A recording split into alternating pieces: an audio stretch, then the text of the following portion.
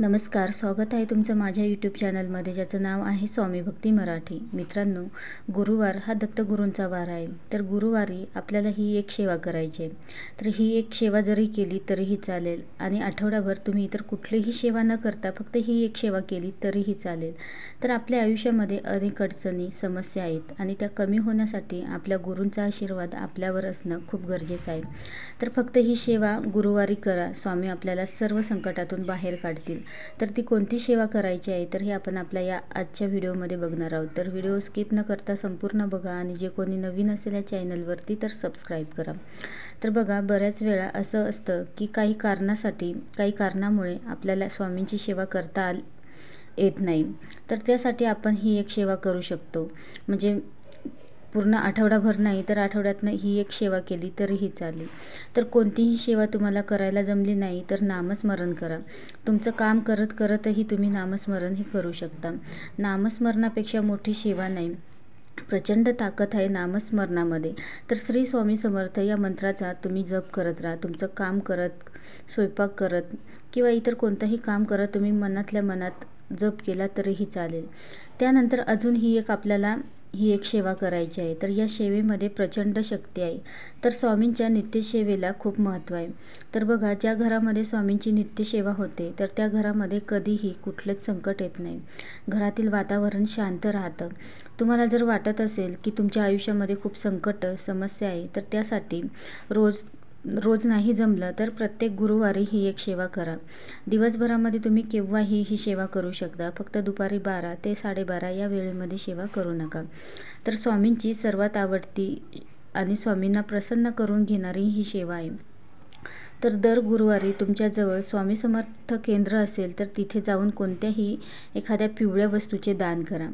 म्हणजे केळी किंवा पिवळी मिठाई. तर पिवळ्या वस्तूचे तुम्हाला या प्रत्येक गुरुवारी दान करायचं आहे. तर या वस्तू दान करायच्या आहेत. जाताना नारळ आणि खडीसाखर स्वामींना घेऊन जायचं आहे. पिवळ्या रंगाच्या ज्या वस्तू जमतील त्या तुम्ही दान करू शकता. अगदी निर्मळ मनाने जर कोणतीही गोष्ट केली तर त्याचे फळ हे आपल्याला नक्कीच मिळते. तर आपल्याला कोणती सेवा करायची आहे तर बघा, स्वामी चरित्र सारामृताचे पारायण करायचे आहे. तर याचे पारायणच करा असं नाही, तर रोज तुम्ही 3 अध्यायही वाचू शकता.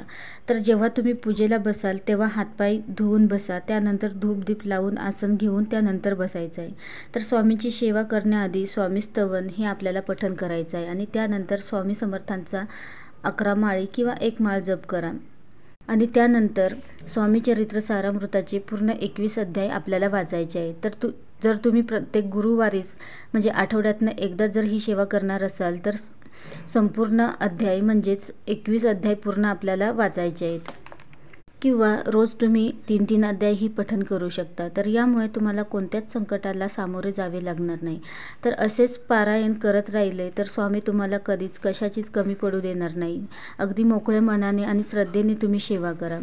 स्वामींच्या षडाक्षरी मंत्राचा आणि स्वामी चरित्र सारामृताला खूप महत्त्व आहे. तर स्वामी चरित्र सारामृत पारायण 11 माळी श्री स्वामी समर्थ या मंत्राचा जप करायचा आहे. आपले संपूर्ण आयुष्य सुखमय होण्यासाठी हे अध्याय वाचायचे आहे. तर हे कोण वाचू शकतं तर बघा, कोणीही हे वाचू शकतं. ज्यांची इच्छा आहे तर त्यांनी कोणीही हे पठण केलं तरीही चालेल.